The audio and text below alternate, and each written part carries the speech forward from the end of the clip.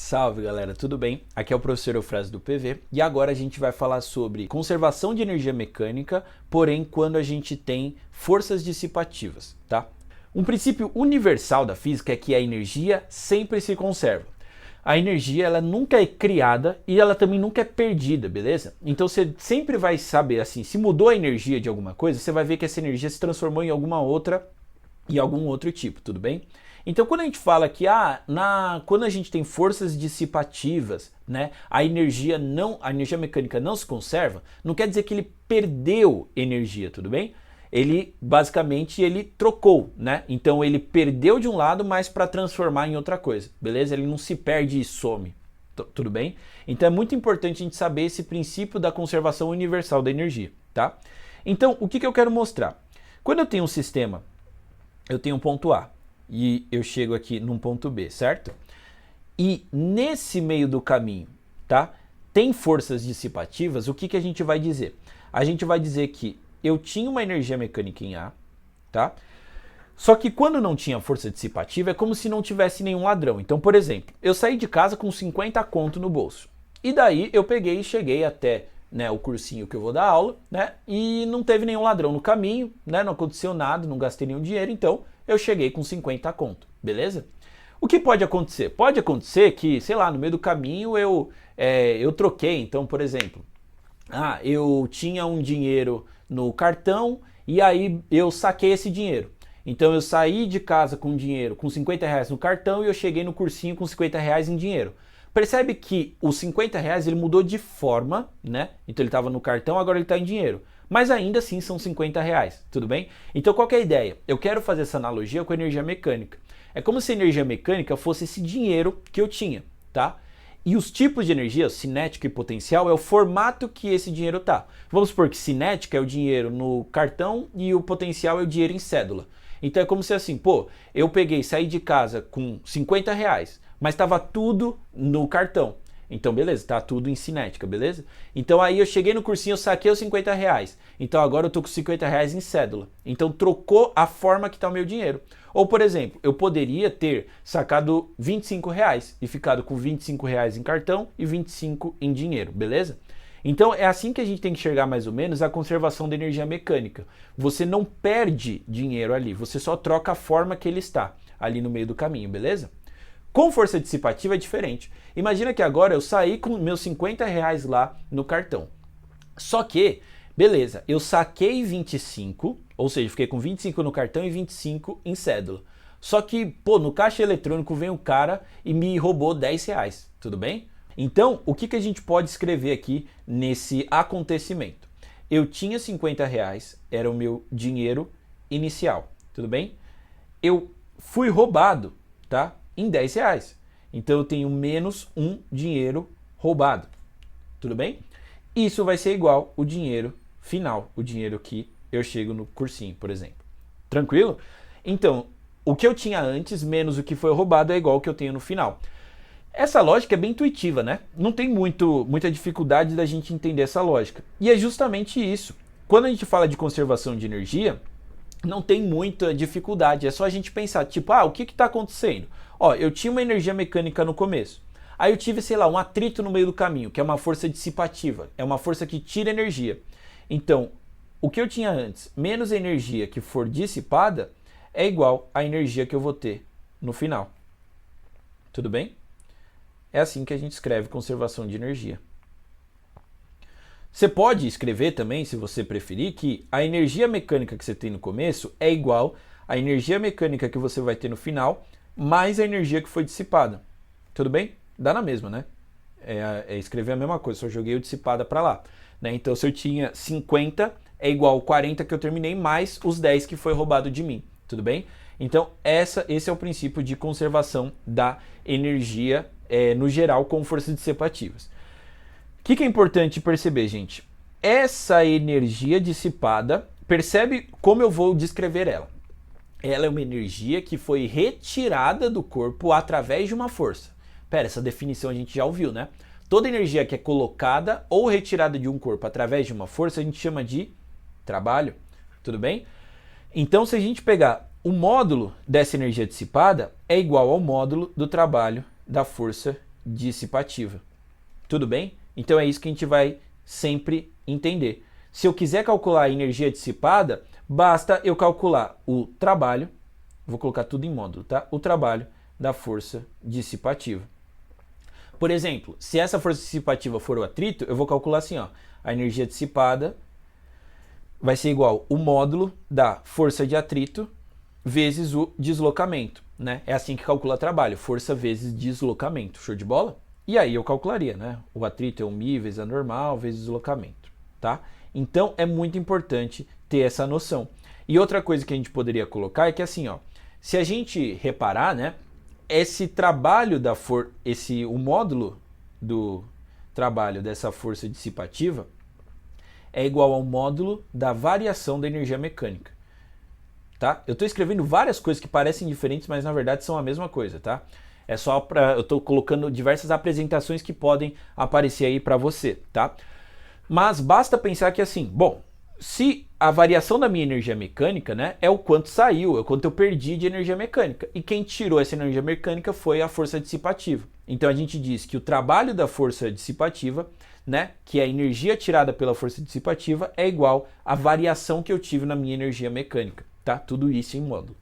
Bora então fazer aqui um exemplo, né, de um problema que a gente vai ter que trabalhar nisso, né, de conservação de energia com forças dissipativas, né? Então a gente vai ter que, eu vou ter uma perda ali de energia mecânica por conta de alguma força que que vai estar dissipando, beleza? Então vamos lá, qual que é o nosso problema? A gente tem um bloquinho aqui que ele é lançado para baixo no sentido da rampa com uma velocidade de 1 metro por segundo, ok? Essa rampa tem um comprimento de 10 metros e a gente quer saber com que velocidade que ele vai chegar aqui na base B, tá? Se a gente tivesse um problema sem forças dissipativas, a gente poderia dizer que a energia mecânica em A é igual à energia mecânica em B. Faz sentido? Porque, basicamente, se fosse um sistema sem forças dissipativas, a gente poderia afirmar isso aqui. Porém, olha o que ele diz. Existe um atrito dinâmico entre o bloco e a rampa, certo? Esse bloco vai estar escorregando e tem uma força de atrito. A força de atrito é uma força dissipativa. O que significa? Sei lá, se eu tivesse uma energia 20 aqui, eu sei que não seria 20 aqui embaixo, seria 20 menos alguma coisa, porque eu teria uma energia dissipada. Faz sentido? Então o que a gente pode escrever? A gente pode escrever que a energia que eu tinha antes vai ser igual à energia que eu vou ter depois, mais o que foi dissipado. Tudo bem? Então é essa conta aqui que a gente vai precisar resolver, ok? Então vamos lá. Energia mecânica em A. Primeiro, para saber as energias, a gente falou que a gente precisa de um referencial. O nosso chão aqui vai ser o zero, tá? Eu vou colocar ali a altura mais baixa, que é o do B, como zero. Então, o que a gente vai poder escrever aqui, ó? O nosso A, ele tem uma energia cinética, porque ele é lançado com uma velocidade de 1. Se ele falasse que foi abandonado, então seria zero energia cinética.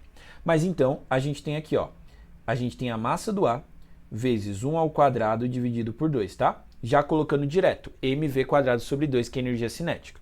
Vamos ver, ele tem mais alguma energia? Ele também tem uma energia potencial, porque ele tem uma altura aqui, ó, em relação ao chão, tudo bem?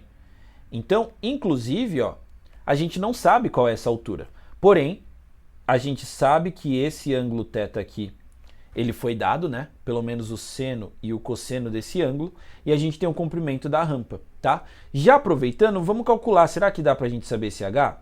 Vai ser assim, ó, colocando isso num triângulo retângulo assim, a gente tem 10, aqui a gente tem um ângulo θ e aqui a gente tem um H, beleza? Então o que a gente tem? Basicamente, se a gente analisar o seno do θ, vai ser igual ao H dividido por 10, que é o cateto oposto sobre a hipotenusa, tudo bem? Então a gente vai ter aqui 0,6 vezes 10 igual a H, porque o 10 eu passei multiplicando ali o seno, tá? Então o nosso H, ele é 6 metros. Show de bola? Então aqui o que eu vou ter? Eu vou ter uma energia potencial gravitacional, vai ser um m, vezes a gravidade que é 10, vezes o H que é 6. Pô, Eufrásio, mas aí já tá tendo problema. Ó a massa aí, tá faltando a massa. Calma, calma. Então a gente vai ver aí que a massa, a gente não precisa se preocupar muito nesse momento, tá? Mais para frente talvez a gente veja, putz, precisava da massa. Mas muitas vezes pode ser que a gente nem precise, que seja um problema que não depende da massa, ok? Então vamos lá. Energia mecânica em B. O que a gente vai ter agora? Bom, em B eu vou ter uma energia cinética, tudo bem? Porque eu quero saber justamente a velocidade que ele chega lá. Então vai ser um m vezes VB ao quadrado sobre 2. E o VB é o que eu quero descobrir. E a energia dissipada, vamos lá. O que vai ser energia dissipada, gente? Bom, vai ser a energia tirada pela força dissipativa. E a gente chama a energia tirada por uma força de trabalho. Ou seja, a energia dissipada vai ser o módulo do trabalho da força dissipativa, que nesse caso é o atrito. Tudo bem?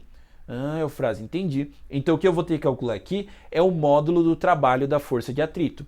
Então, como calcular esse módulo do trabalho, né? Trabalho é força vezes deslocamento. Então, vou colocar aqui a força de atrito vezes o deslocamento, tudo bem? Então, como vai ficar a nossa conta? Olha só, vai ficar m vezes 1 sobre 2, tá? Mais 60 vezes m, igual a m VB ao quadrado sobre 2. E agora, no atrito, o que a gente vai ter? Ó? O atrito é o coeficiente de atrito vezes a normal, vezes esse deslocamento, que é 10. O coeficiente de atrito, gente, a gente acabou de ver ali no enunciado, que é 0,25, tudo bem? Então, o único problema que está aqui é que a gente não sabe qual é o valor dessa normal. Lembrando, o que é normal? Normal é a força de contato, né, que a rampa faz no bloco e a força perpendicular de contato que a rampa faz no bloco. E a gente não tem, tá? Vixe, então aqui é mais um problema. Então a gente não sabe a normal e a gente ainda não sabe essas massas aqui, né, para resolver o problema. Então vamos tentar achar a normal nesse momento, porque agora veio essa necessidade. Então percebe, é um exercício que a gente está resolvendo por energia, mas a gente pode ter que voltar um pouquinho na ideia de forças. Então vamos lá, ó. A gente tem uma rampa aqui e eu vou colocar aqui, ó. Vamos colocar o nosso broquinho aqui em cima. Então a gente sabe em força que o que a gente tem que fazer? A gente tem que isolar o corpo, a gente tem que definir os eixos de referência. Então vamos fazer isso aqui, ó. Vamos definir aqui os eixos de referência. Como a aceleração está no sentido da rampa, ó, eu vou definir um eixo assim deitado, vou chamar de eixo X, e eu vou ter um eixo de pé, que eu vou chamar de eixo Y. Tudo bem? E aí vamos lá, vamos marcar as forças, tá? A gente vai ter aqui, ó. Quais são as forças? Se vocês lembrarem lá da dinâmica, como a gente resolve problemas com força? A gente primeiro marca a força de campo. A força de campo que a gente tem aqui, a única é a força-peso. Aí a gente vai no contato. A gente tem a superfície, que é a única que faz contato com o bloco. Então tem uma normal e pode ser que tenha um atrito. E nesse caso tem, tá? Como o corpo está escorregando para baixo, a gente vai ter um atrito aqui para trás. Show de bola? E nesse caso, como o corpo ele já está descendo, a gente já sabe que esse atrito é dinâmico porque o corpo está escorregando. Beleza, isolei o corpo, defini os eixos, marquei as forças. Agora a gente precisa decompor forças fora do eixo. A gente está vendo, gente, que esse peso aqui, tá? Ele é uma força que está fora do eixo. Então a gente vai ter que mandar ele embora, tá? E a gente vai fazer o quê, ó? A gente vai decompor. Vai achar a componente dele em X e a componente dele em Y. Beleza? Então ele vai ter aqui uma componente que a gente vai chamar de Px e aqui uma componente que a gente vai chamar de Py, tá? Isso aqui, tá? Quando eu falei de problemas lá em dinâmica com plano inclinado, eu mostrei como a gente faz toda essa análise aqui. E quando a gente tem um ângulo de rampa aqui, a gente pode usar uma geometria para mostrar que aquele ângulo θ, ele está aqui, ó. Ele está bem aqui, ó, onde eu estou destacando esse ângulo amarelo. Tá? Então não vou demonstrar isso agora, mas você pode retomar, né, na aula de plano inclinado que a gente faz toda essa demonstração, ou pode ficar um desafio para você. Por que o ângulo θ está bem aqui, tá bom?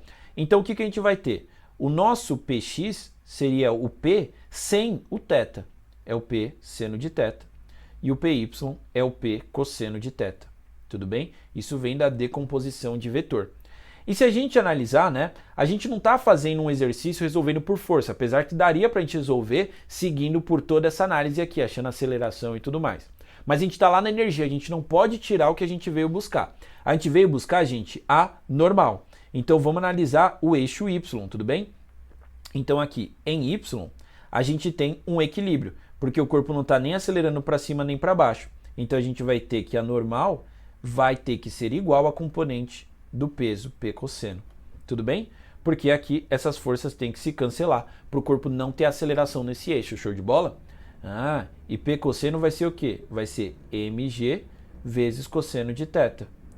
E aí a gente pode continuar a nossa conta. Olha só, vai ficar assim, ó, m vezes meio mais 60 vezes m igual a mvb ao quadrado sobre 2, tudo bem? Mais o 0,25, que é o coeficiente de atrito, vezes m vezes g, que é 10, vezes o cosseno de θ, que é 0,8, vezes 10. Tudo bem? Tá? Então, aqui tá o que era a nossa normal, tá? Então, a normal é mg vezes o cosseno de θ, e o cosseno de θ eu já substituí pelo 0,8. Olha que bonito, a gente não tinha normal nem a massa. A normal a gente descobriu. E a massa, olha que interessante, eu percebi que ela aparece em todos os termos, tudo bem? Quando eu tenho, assim, um termo que aparece em todos, né, um valor que aparece em todos os termos, a gente pode simplificar. Eu posso dividir todo mundo por m, e aí essa massa, ela vai cortar, ela vai sumir, tudo bem? E aí o que a gente tem? A gente vai ficar com 1 sobre 2 mais 60 igual a VB ao quadrado dividido por 2 mais... E aí vamos fazer algumas continhas aqui, né? A gente tem 0,25 vezes 10 vezes 10. 10 vezes 10 é 100. 0,25 vezes 100 dá 25, certo?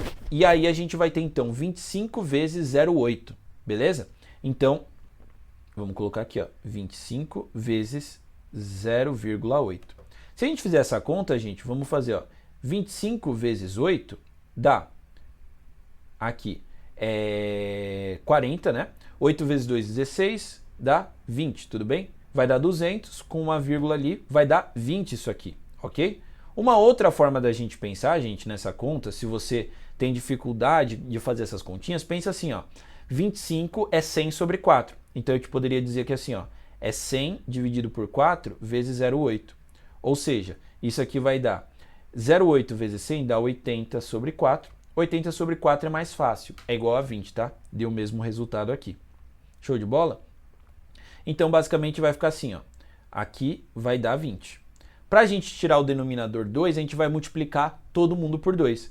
Então, vai ficar 1 mais, aqui 60 vezes 2 dá 120, igual a VB ao quadrado vezes 2, né? Vai cortar com 2 de baixo, mais 20 vezes 2, que é 40. Tudo bem? Ou seja, a gente chega aqui, VB ao quadrado é igual a 121 menos 40. Tudo bem, gente? Quanto que é 121 menos 40? Bom, 120 menos 40 dá 80. Ou seja, 121 menos 40 dá 81, que tem uma raiz exata. Então, VB, quando a gente tirar a raiz, vai dar igual a 9 metros por segundo. Tudo bem, gente? Ufa, esse exercício aqui, ó, foi mais trabalhoso, certo? Principalmente a parte das contas, da análise. Percebe como a gente precisa ter um entendimento bem amplo aqui da mecânica?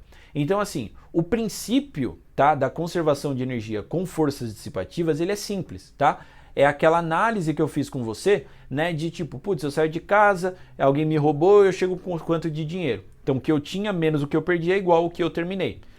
E a partir daí, a gente pode analisar um exercício assim. Sabendo que energia dissipada é o trabalho da força dissipativa, a gente já relaciona com uma força e a força muitas vezes necessita que a gente faça uma análise de dinâmica, uma análise de forças aqui, tudo bem? Então assim, é assim que a gente resolveria esse exercício usando energia. Eu deixo um desafio para você que é resolver esse exercício sem usar energia, usando apenas a dinâmica, análise de forças, né, e a cinemática, tudo bem? Daria também para você analisar, por exemplo, nesse eixo aqui a gente tem uma resultante, dessa resultante eu conseguiria ter uma aceleração e da aceleração, por exemplo, eu conseguiria ver o que acontece aqui com a velocidade, beleza? Então eu deixo essa tentativa para vocês aí, mas espero que vocês tenham entendido principalmente a resolução desse exercício. Relaxa que ele é um exercício é trabalhoso, tá? Você não precisa conseguir fazer de primeira. Foca nos exercícios mais simples primeiro até você ir avançando, mas sempre você pode retomar aqui para ver essa resolução e entender como a gente faz toda essa abordagem, tudo bem? Espero que tenha ficado muito claro e a gente se vê na próxima aula.